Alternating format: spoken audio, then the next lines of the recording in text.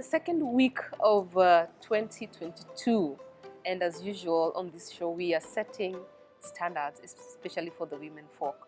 On today's episode of Her Standards, we are privileged to be in the company of an amazing woman who is actually breaking barriers in telco world. Now, welcome to Her Standards with me, Queen Tambori. I'm so glad that you could join us for this episode of the show that you love, the show that actually brings you female role models and women that you can look up to. It's 2022, and I hope that so far, so good. Everything is going out according to plans. Remember, we're coming to you from Tamarind Tree Hotel, a beautiful, amazing venue where you can come and wind down your week. Have a great time with your family. Come and have a conference at your workplace. It is beautiful, and you need to come and experience it for yourself. Now, if you want to engage with us on social media, we are available at KTN Home across all social media platforms, but I'm also available as Queen Tambori on Facebook, Instagram, as well as Twitter. Now, don't go away. We want to have a discussion around women breaking barriers in the telco world, and of course, creating a vision plan for you ahead of the year 2022. Now, Mary, karibu sana to Her Standards. Thank you so much for having me, Quincy. Are we making history or what? Definitely.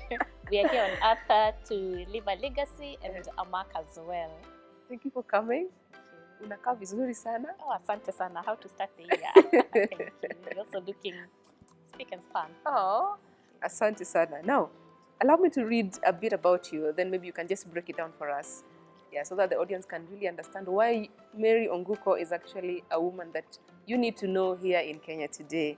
Now, Mary is the head of Customer Relations Unit at iSat Africa Limited, where she's in charge of strategic and operational activities focusing on establishing an ecosystem of business partners within the telecommunications space in Africa, but also in the Middle East. That is quite a mouthful and looks like a lot.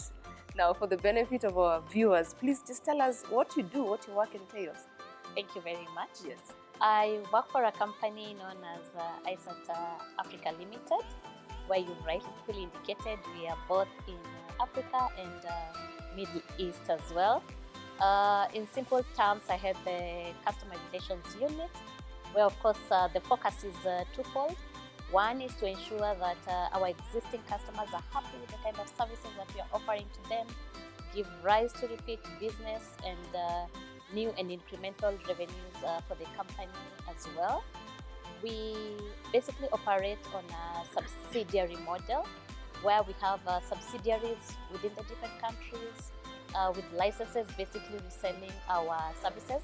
So my key role is to ensure that all the subsidiary businesses within Africa and Middle East are happy with our services, give referrals, and keep on giving us the revenues within the telco space.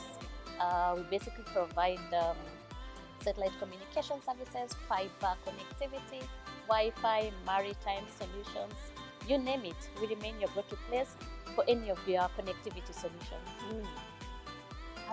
How did you end up there? How do we end up there? It's been a journey. Yeah. It's been a very beautiful journey. Yeah. Actually started off my career as an intern at Unet. Right now they've rebranded to MTN Business Kenya.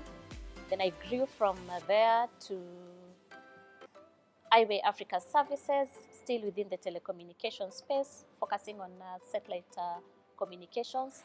Within iWay, I started off as a customer support executive. Was very happy to have been to have gotten a new role within 3 months of my employment, where I became a team lead to 6 customer support executives. I was also very instrumental in setting up 3 customer care units in DRC Congo. Then, as a result of my French knowledge, the company felt it in order that I should have a niche.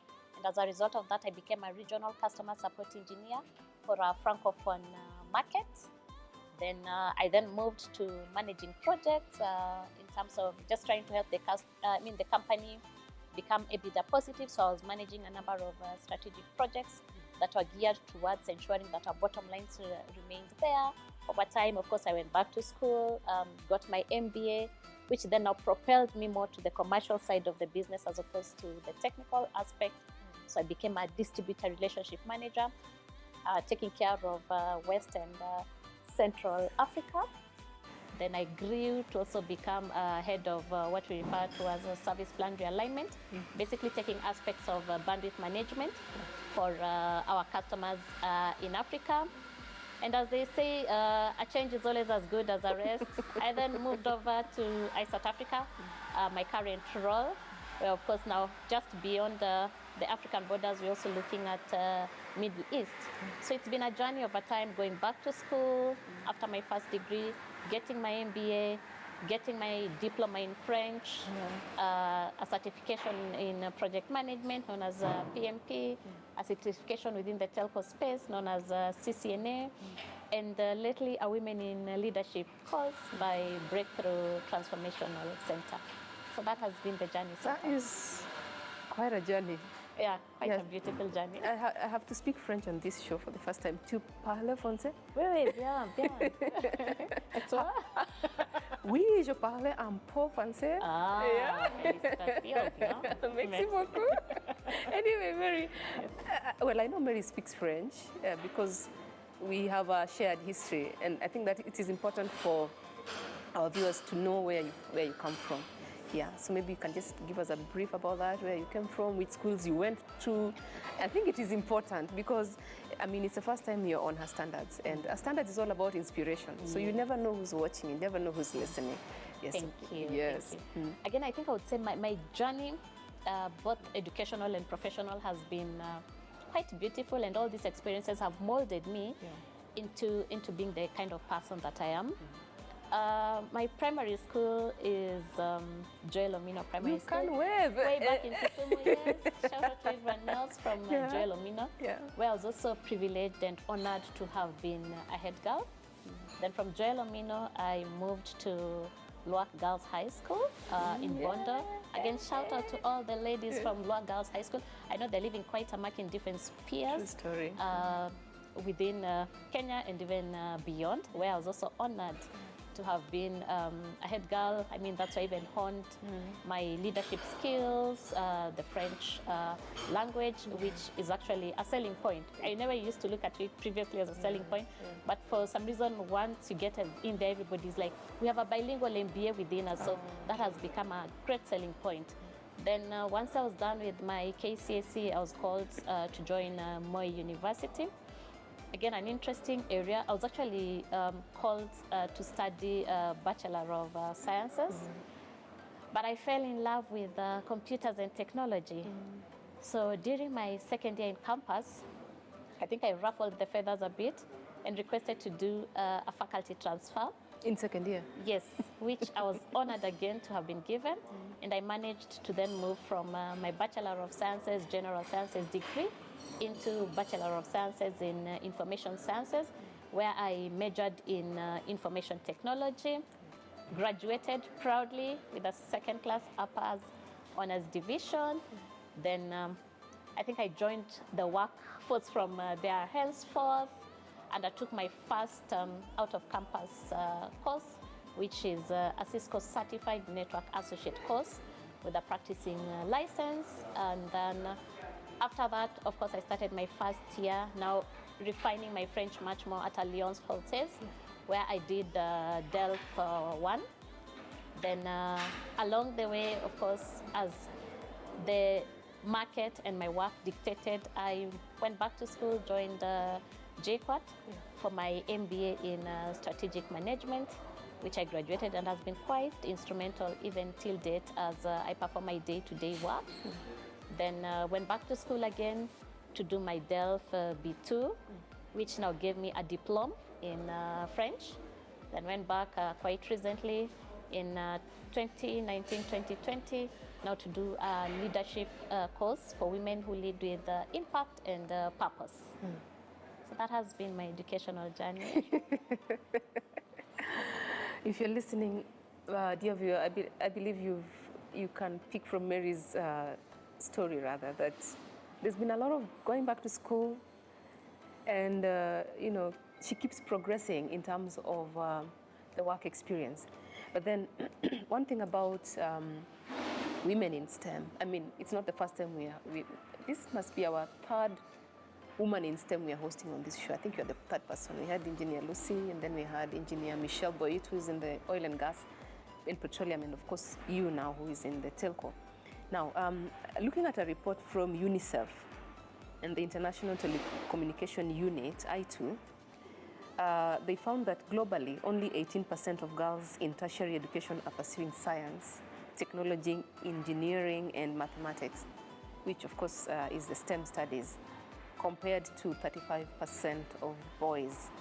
And they say that in a similar vein, only 3% of female students would consider a career in technology as their first choice, according to the joint report. Why do you think that is so? And then, of course, based on your experience and growth. Yeah, I believe you were called to do sciences, but then when you joined university, you realized that your strength was more in the IT field, and you're able to switch over. Why do you think we still have that imbalance in terms of girls who are willing to pursue careers and courses in STEM? Okay. I think it's a very good question that you're raising, and maybe I'll twist it a bit to look at it from this angle of not just girls who are pursuing the STEM courses, but even those who graduate. Do they still proceed and practice, or a number of them drop off along the way? Yes. So, in terms of girls pursuing this maybe at higher levels, it is a perception or notion that these courses are tough. So most of them would try to get towards the softer courses, which they assume are not as tough. Again, yet a different stereotype, maybe a discussion for another day. And even upon graduating, some graduate with first class honors, but still do not practice along the way. Again, because of society. As ladies or women graduate from these courses, they get into the workspace. The environment is not as conducive for them. I'll probably look at it from an angle of the women who are in their childbearing ages. I mean, my internship required me to work throughout the night. I would check in at 5 p.m. and leave the following day at 8 a.m.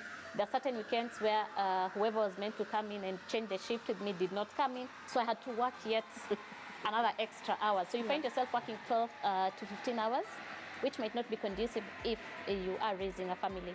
So a majority of the ladies or the women will shy away from that point because they're not able to merge this with their other responsibilities. So they tend to shy off because the environment is not conducive. It's part of the reason as to why I've also been involved maybe within institutions or even out of institutions in terms of mentoring girls. I've mentored the girls under Safaricom's Technoversion Challenge, and I was a mentor for State House Girls here in Nairobi. I've also mentored girls within Akira Chicks and IHAB just to try and encourage them to get into these, the very STEM courses and even work, and then now negotiate. You can still, and COVID has also given us yet another perfect example to show us that you can still even work from home. So now we need to remind the girls that one, these courses are not as hard as people purport them to be, and then secondly, try and change the work environments to give the ladies or the women an enabling environment to be able to work and perform their other duties out of work by ensuring that one, we have the flexi time. I mean, for the telco space, for instance, I'd confidently tell a number of the ladies out there and the women, you can work practically from anywhere as long as you have your laptop and some form of connectivity. Then It's called the wireless industry. Yes, exactly. You're then able to work. So you should not be restricted. And then negotiate. I like what Sheryl Sandberg says in her book, Lean In. She's negotiated throughout. If it means that you have to travel, then you can travel with your family or your young baby, negotiate for that. If it means that you're expectant and your parking distance is far off, negotiate for a closer parking distance instead of just shying away without actually negotiating in the first instance. So I think for me, those would be the points that I would raise for the ladies who are within STEM, either studying or even have graduated and are within the industry.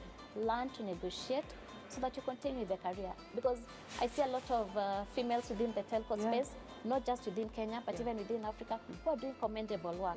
And not to say that our other supportive gender on the other side is not doing commendable work. It's just to bring out the point that we as ladies can still excel within these courses and equally on the side do other responsibilities as required. Yeah, I know there's something you do. You're very passionate about family. We'll talk about that towards the end of the show. But then you've said that women need to learn to negotiate.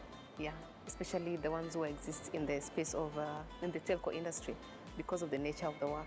Now, other than that, what other lessons did you pick along the way as you grew up the ladder? I know you're going somewhere. You're not yet there. You're about to break some. You've already broken some ceilings. You're already probably preparing to break some more. But what lessons have you picked along the way other than negotiating and, of course, always empowering yourself, going back to school, doing coaching and so on and so forth? What else can we do? Yeah. Top on the list is self-care. It's also work in progress for me because the work is demanding, of course, and we are not saying that we want to have women take up these roles just because they're women, but we want to have competent women taking up these roles. So self-care is very key, and look at it from a 360 degrees angle.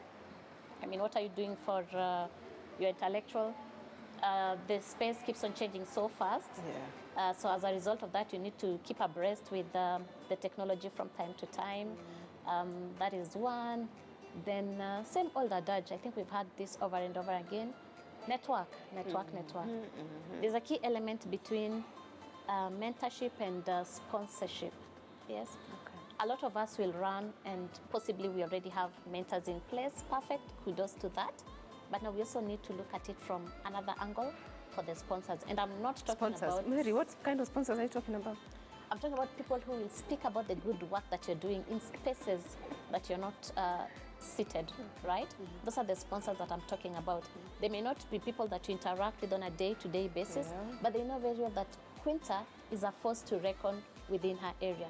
So if your sponsor is seated in a certain board that you definitely do not sit under, he or she is able to say, I know the perfect person for this particular role, and that happens to be Quinta. So he or she will speak on your behalf in spaces where you're not maybe privileged to be sitting on.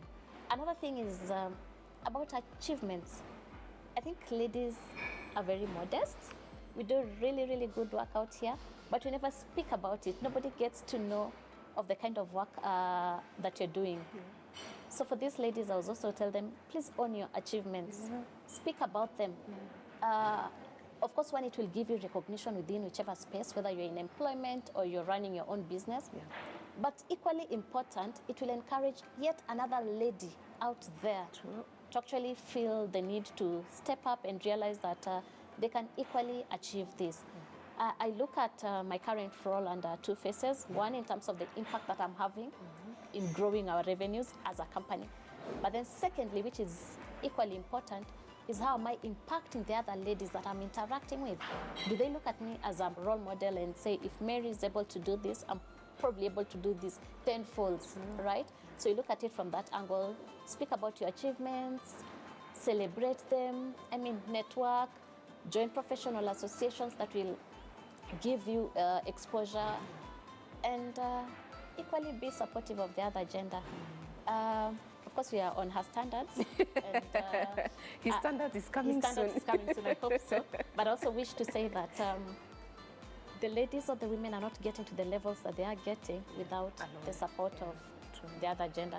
So work with your colleagues. Please allow me to digress a bit and give you a very interesting example with one of my colleagues when I was working way back. So I was an intern at that point in time. I picked a call from one of our very difficult customers who had a technical challenge. It was a VoIP solution at that point in time. So I tried giving him the solution, and he kept on saying, I need to speak to the engineer on call. And I told him, rightfully, I'm the engineer on call. Then he's like, are you sure it's you? I need to speak to a man. So customer is king, customer is right. I handed over the phone to my male colleague. And my male colleague picked the phone and told him, unfortunately, the only person who is able to solve your technical challenge right now is Mary. So you need to speak to her. Wow. I make the call, managed to resolve the issue with the customer. It gave me quite a lot of boost, and that boost came from the other gender. I know. So yes, even to the other ladies as we progress, let's also share notes, compare notes together with the other gender for the whole benefit of every other person involved in this ecosystem. Well said. Mary advises that we need to blow our own trumpet, and I think at this point, maybe you can also draw your own trumpet. Tell us what you are, who you are, what are you up to, what are you doing, what are your achievements as a woman. We talk to us at KTN Home across all social media platforms. You can also talk to me at Quintambori on Facebook, Instagram, and Twitter. This is Her Standards. And because we're in the spirit of blowing our own trumpet, I think this is the only show that is geared towards women unapologetically, uplifting each other and also talking about our successes and celebrating each other as role models. Now, Mary, are you on social media? Because we need to have, this is a live discussion. Can people talk to us? Yes, directly? yes. Tell us more, where do we find you? I mean, your digital footprint matters a lot. Very important. So yes, I am on Facebook as Mary Onguko. I am on Twitter at Monguko. I'm on Instagram, Mary_Onguko. And on LinkedIn, Mary Onguko Wanyonyi. Feel free to interact at any of those levels. Yes, I think so. Let's have this conversation. Tell us what you think about today's show. And if you need any kind of tips from our guest for today, who is breaking ceilings and barriers and walls in the telco space. Actually, a very hardworking lady, if you ask me. Now, you were talking about a form of gender stereotype that happened to you. This gentleman calls in and is like, I need to speak to the engineer. And no, he believes that an engineer can only be a man. Yeah. Have you ever experienced other forms of stereotypes? Not just how do you go around? How do you work around that? By the with your head high. Yes. There are so many. Some come outright. I mean, as in it's outright. Some are subtle comments that are made here and there. Yeah. I remember earlier on in my career when I was interested in a certain role, and I had gone through the first and the second interviews. The third interview was almost like a final one. And I walked in. During the interview session, one of the males on the panel indicated that unfortunately we cannot proceed with this discussion further. Because we might not see you going up a tower. No. Yes, that happened live, and I was quite offended. I left the interview room, cried. I didn't know better. I didn't know better back then, so I went and cried and moved on. However, looking at it in hindsight to date, I feel I did let down the ladies because I should have spoken my mind while I was still within that room. Yeah. To figure out why does he feel that I cannot go up a tower? Because to date, I mean, I know some of the engineers at Huawei who are women and are doing brilliant work managing towers within the country. So I should have spoken, which is yet another thing that I need the other ladies to also realize out here, that your voice counts. I may not have gotten that job for sure, yes, because they were done discussing that. But I would have spoken for 2 or 3 other women who are yet to come behind me. True. So your voice counts at whichever level or point you're in, your voice counts. Another funny stereotype that goes around, of course, and has a bearing on the kind of achievements that we have in celebrating them is you're seated in meetings, very high-powered delegation meetings. Yes. A lady gives a voice or gives an opinion, it is shut down. Your fellow gentleman comes and repeats your idea, and all of a sudden everyone else is applauding it. I learned this from my coach. You do not raise your voice, but you raise the quality of your arguments.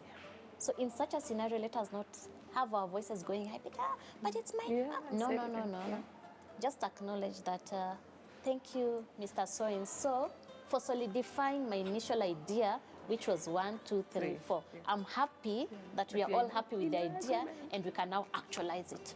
You're not raising your voice, because when you raise your voice, again, you'll be reminded that you're being emotional, So you're not raising your voice, but you're simply raising the quality of your discussion or your argument. So ladies need to embrace that when you find yourself with these certain stereotypes. I will not lie to you that they do not hurt.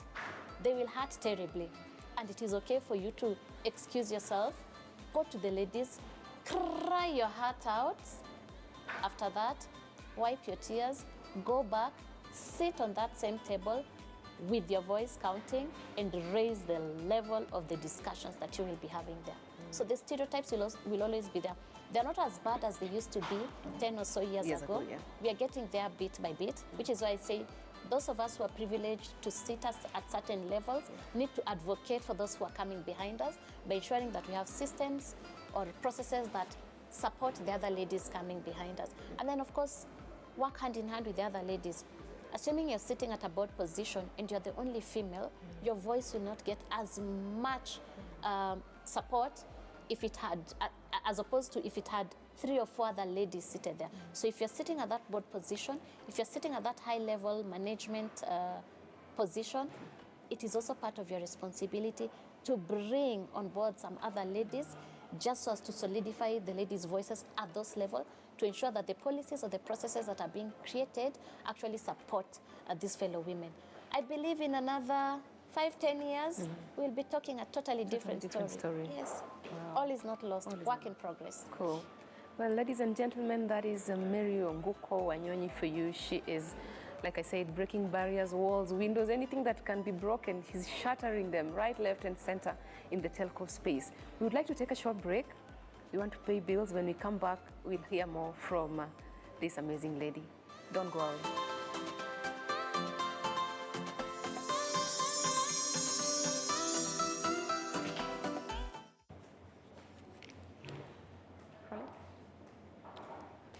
Okay, we are glad that you could join us for yet another segment where we are talking about women in telcos. And today on Her Standards, we are privileged to be in the company of a leading woman who is leading the customer relations at ISAT Africa, not only in Africa, but also the Middle East. I'm talking about none other than Mary Onguko Wanyonyi. Yes. Yeah, and I'm your host, Queen Tambori. I'm glad that you could keep us company, and I hope you can hang on until the end, because we have so much to talk about. Before the break, it was all about gender stereotypes in that field, and of course, I know probably you've experienced it. Why not hit us up at KTN Home on social media, and also talk to me at Queen Tambori on Facebook, Instagram, as well as Facebook. Remember, we are coming to you from Tamarind Tree Hotel. This beautiful space is all part of Tamarind Tree Hotel, where you can actually come and enjoy yourself. So Mary, welcome back. Karibu sana. Thank you. Thank you for being on Her Standards. Second week I'm of January. Actually. I'm honored to be here. Second week of January, setting standards for women. I think you're doing an amazing job. Thank you very much. Yeah, thank you. I think you're really doing awesome. Anyway, what do you think? I know there are few women in that space, in the STEM space, in the telco space. What do you think would change, or would there be a significant change if we had more women occupying those leading roles in your industry? Do you think something would happen? Definitely, yes. I would say almost at all levels, not just within the telco space. Yeah. Because women tend to bring in quite a bit of spice. Mm-hmm. Women come in with the humane side, and a 360 degrees look at any challenge. I mean, looking at when COVID really hit, you could see what was being discussed online in terms of the nations that were thriving during disaster moments. Yes. And a majority of these nations actually had female leadership at the top. True story. So definitely, yes. I like the angle that women bring in from the humane perspective. The telco space, if I had narrowed down, tends to be machine operated, where there are no emotions involved. There are no soft skills involved, and this is what women tend to inject. In addition to the machinery that we use, there is the humane side of us, and then there is also that element of the soft skills. A lot of things go haywire, even in terms of interacting with our customers, simply due to lack of communication. I think a skill that a majority of the women have perfected. True. Employers tend to have disagreements simply due to lack of communication. true. Yet another soft skill that women tend to perfect so well. Yeah. So yes, having women, more women especially, within this space would definitely bring in quite a bit of change. Yeah. I agree. Oh, nice. So the hiring people, the hiring managers and organizations, you heard it from Mary herself, having more women, not just in the telco space, but of course across all industries, will definitely add value and even increase the value at the bottom line. I believe so. Yes, True yes, story. yes. Now, Mary, you mentioned something earlier about having gone through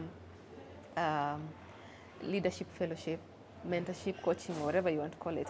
And it is, it's called Breakthrough Leadership Mastery Circle for Women Who Lead with Purpose, Intention, and Impact. And this is conducted by Patricia. Dr. Patricia Murugami. Dr. Patricia Murugami. You speak fondly of that and proudly. Maybe you can tell us what that experience was for you. Do you think it is important for women to go through coaching? Ama tujipange tu, we find our way along the way. Yeah. I think first and foremost, shout out to Dr. Patricia Murugami, who's a transformational coach. And yes, I strongly believe and advocate for women and even men by extension to go through coaching, whether it's on personal coaching, wellness coaching, financial coaching, go through it. I'll narrow down to the breakthrough one. Yeah. Because for me, it touched more on self-care, which then tends to glue in every other aspect of your life. Part of what I think I also advocate for a lot of women. And maybe let me break this before we discuss further. Yeah. Self-care does not mean applying lipstick. I think a lot of people, when they hear the word self-care, think of applying your lipstick or going to the spa. Yeah. It goes beyond that, yes? You look at self-care from your physical, your emotional, mental, intellectual wellness. Yeah. So possibly physical, yes, look at what you're eating, how many hours of sleep you're having. I mean, emotional, what are the critical relationships that you're building, the relationships that you're very intentional about from your home area and even within your workspace. I mean, we talked about mentorship and sponsorship. Those are critical relationships that you need to nurture intentionally. There's also the spiritual aspect based on whichever being that you believe in. Yeah. Yes, because of course we all know there is a super being above us. So are you meditating? Are you listening to that other voice that is trying to direct you towards your, I'm a Christian, your God-given purpose? Yeah. I mean, are you listening to that? Your intellectuals, what materials are you reading? I mean, what are you feeding yourself? I'm a lover of books. Yeah. I read so many books. Yeah. And the coaching session also reinforced that because there are a number of books that we were forced to read, so that even if you're not an avid reader, then you jump onto the bandwagon. Yeah. And you realize with time you're sharpening the axe. I mean, that is also part of self-care. Yeah. So that coaching journey had that element of self-care. It had that element of professional networking. There are several discussions that are even touching on how the boards are governed and what the women bring onto the table. You only get to learn about this because, I mean, some of these are not in our MBA classes. No. Yes. So you get to learn from people who have had to serve tea at the board levels because they are feminine. Yeah. So that, you know, next time when you're joining a particular board and you encounter the same scenario, you know how to handle it much better, you know? Because you're told, I mean, when you know better, you do better. That is how we grow. So that also was part of the coaching, the professional networking. Then part of that coaching, of course, gave me access to some of the top women, even within this country, that ordinarily I would not have been interacting with. Yeah. And then when you sit with them across the table and they speak to you, they speak with you, you then realize that, wow, the women in this country are actually doing great things.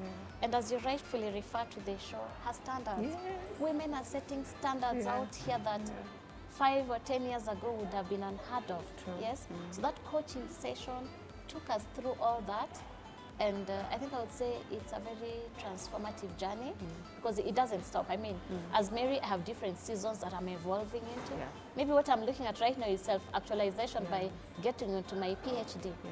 Through the coaching, I'm able to realize that you will need to get your PhD. And as one of the ladies within the coaching session did indicate to us, you must have standard operating procedures even for your own home to enable you attend your PhD classes. Yeah. Yes, so even your home must be able to operate in the same way that your office would operate. You get to learn this through coaching because these are not lessons that are actually there within the classroom. That you're taught in environment. classroom. Yes. True. So do you have a vision board? I Just asking. I live dream on vision boards. Yes, I've had vision boards, and I mean, even 2021 I had one, and I've already worked on my 2022 vision board even as we speak. Anything that is pen to paper lives. It comes to light, it comes to life. The universe has a way of conspiring with your vision board in your bedroom, in your living room, to ensure that it comes to life. I live by vision boards. And the coaching session also took us through a structured way of creating one and tracking it.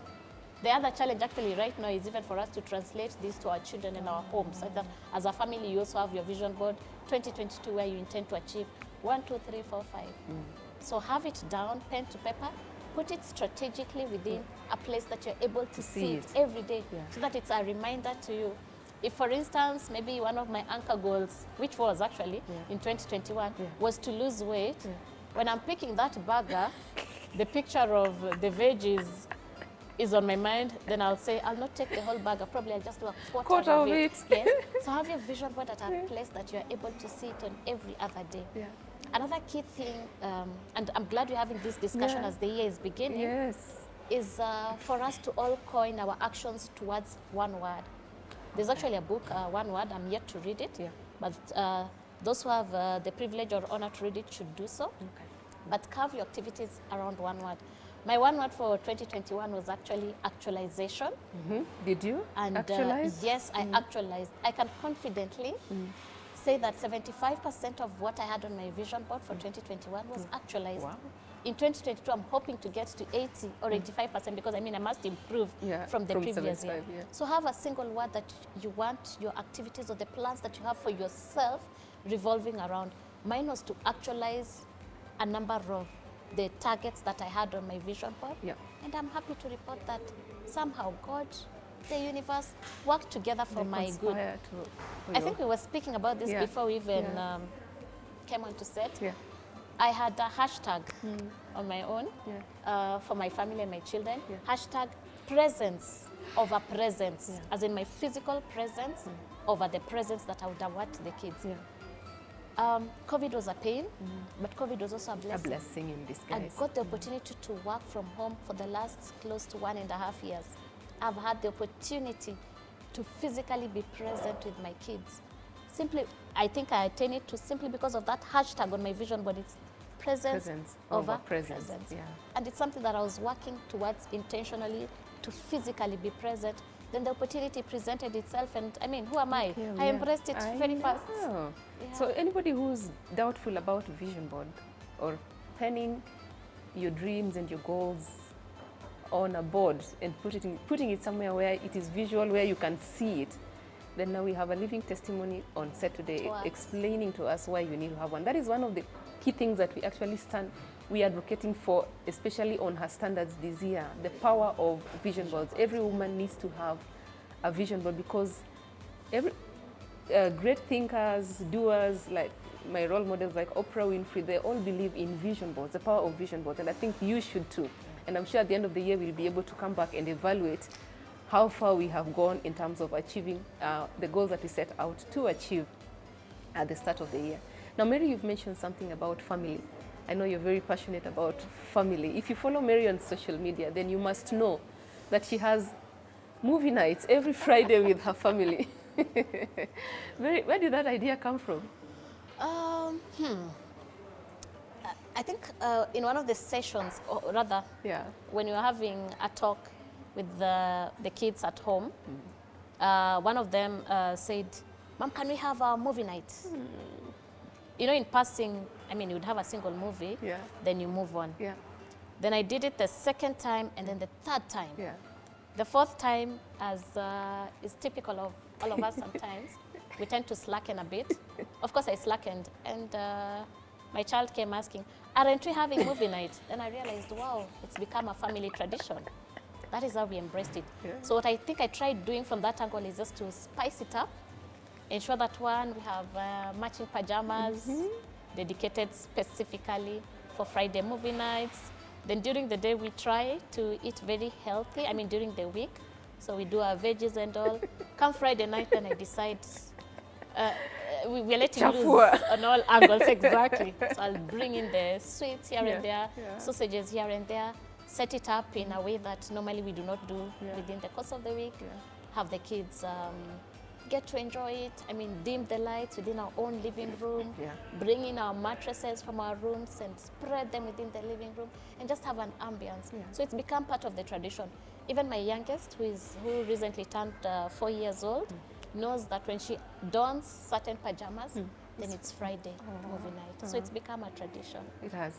Yes. Anyway, so is that part of your way of integrating your life and work?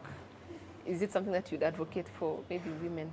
Is it possible for them to find probably other levels of interest that they have with their family? I don't know. You tell us. You're the expert at this. Yeah. I like what you've said, Yeah. integrate. Yeah. I learned that from you. Because over time, I mean, Yeah. there's a bit of pressure out there Yeah. for women to balance it all, which in my view, again, is not possible. You're not able to balance it all 100% every other time. The best you can do is now integrate. Because I mean, there are times I've been required to travel to Dubai while my kids are in school. So I cannot tag along with them, right? So at that point in time, the priority was on what needed to be delivered in Dubai. If it's a conference I was attending, I had to refocus my energies to ensure that I deliver at the conference. And my kids, fortunately or unfortunately, had to remain behind. So you cannot say you're able to balance it 100% all the other time, but you can integrate. And yes, I am a strong advocate of integrating Life-work balance. It's not work-life balance. No. You start with life first, then work. Then work, then integration. Yes, exactly. True. So part of the activities, I try and do that. I also believe that life is about moments. Yeah. So you create them. Create the moment. I mean, even if it's setting for those of us with families and we have other responsibilities, even setting your own table at home should become a moment. I mean, how you lay the plates on your table, whether you want to have a scented candle or not, should become a moment that even your own family members look towards. In the morning when I have to go to work and the kids have to go to school, I can be dropping them off. I mean, as you're dropping them off, what kind of discussions are you having? Are we going to have the prayer that will set the tone for our day? When I'm packing their snacks, what do? Maybe scribble a note and just hide it in there in their lunch boxes, for instance. I mean, it doesn't take you like 10 minutes. So long as you had prioritized and you're a bit more organized, you're able to scribble a word or two, throw it into their lunch boxes, they'll go to school. You'll be at work, they'll be in school, but somehow there'll be some semblance of mommy being around us at that point in time. So yeah, I think for us women, for men as well, we just find creative ways of trying to integrate our work together with the life that I mean, is bestowed upon us, because that is a responsibility that we must undertake anyway. Now, because of time we have, I'll just give you two final questions. I can see Grace is telling me you need to finish. Before you tell us how success looks like for you, that is going to be like your final question. Oh, wow. Do you have any regrets? You've lived your life. Do you feel like there are moments that you could relive and improve on? There are things that you could have done better as Mary? Yes, I do. I mean, I have regrets both from the professional and personal perspective. Yeah. Professionally, there are roles that I did let go in the past. I did not even consider. I mean, the headhunters came after me. Yeah. And my first question would be, what percentage of travel is involved? Yeah.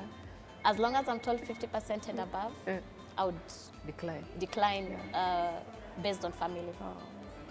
So at that point in time, the regret is that I wish I knew better to have negotiated. That word, yeah. Yes. Do not let the opportunity pass you by, but negotiate and see whether you can tweak it a bit. I mean, yes, I could not have managed to travel 50% of the time. I had a very young family at that point in time.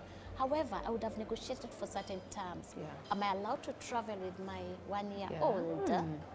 Or when I'm traveling, can I choose the dates that I travel so that I do not miss, for example, my son's soccer match? Yes. So definitely I should not have, that's a regret I have, I should not have given a straight no. I probably should have negotiated.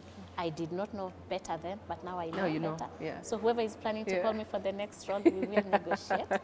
Sorry, that's on the professional side. Yeah. On the personal side, I think there are also some critical relationships that I did not nurture back then as I should have, because all my attention was on my immediate family. I think there is more to life beyond even your immediate family. Those are the critical relationships that still mold you into being the kind of person that you are. So am I working on that? Yes, I am. I'm trying to avail myself a lot more and be physically present for those other critical relationships as well. So those are 2 regrets that I have, but I'm doing something about it. You're doing something about it. Yes. 2 words to describe what success looks like for you. Then we fold up and go home and work on our vision boards. This word success is so elusive. Yeah. For you, for Mary. Yes. Yeah. Of course, it has to be for me so that I do not live someone else's life. But for me, success is happiness. Okay.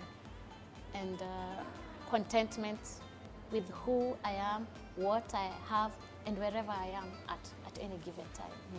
Say 2 words. So happiness and contentment. Happiness and contentment. Yes. Awesome. Yes. Thank you, Mary. Thank you so much for honoring us with your presence and your story and your inspiration. What can I say? No. Asante. Thank you. I'm actually honored to be on her standards. Because I believe, and of course I follow you quite a bit. Yeah. I mean, you're doing a commendable job. Thank you. Yes. Thank you. You're motivating the rest of us behind the scenes. Because I'm told mentorship does not necessarily have to be physical presence. True. So her standards is mentoring me in a way without me physically being present. And being on set with you, I mean, today is just an honor. What a way to start the new year. So thank you very much. You're doing a good job. Asante. We really appreciate that. Asante sana. Make sure you tick it off the, the vision board. Definitely. Thank you. Well, on that high note, we have to end the show for today. Remember, we have been hanging out with the smart, amazing, brilliant Mary Nguko. Do we call you Engineer Mary Nguko? Yeah? Mary Nguko, who is head of customer relations at ISAT Africa, and she's in charge of Africa as well as the Middle East. Now, if this is not inspiration, then I don't know what else is. We are available at KTN Home on social media. My socials are Quintambori, Facebook, Instagram, Twitter, as well as LinkedIn. Let's keep in touch. Let's talk. Let's motivate each other. Let's build each other, and let's make 2022 a memorable one. Remember, we are coming to you from Tamarind Tree Hotel. You need to come and experience the ambience and the great customer service, as well as the food. Very important. Now, from us here at KTN Home, it's Kwaheri. Bye for now. We hope that we have set the pace for you for 2022. Till next time, stay safe, keep your head, your heels, and always your standards high. Bye for now.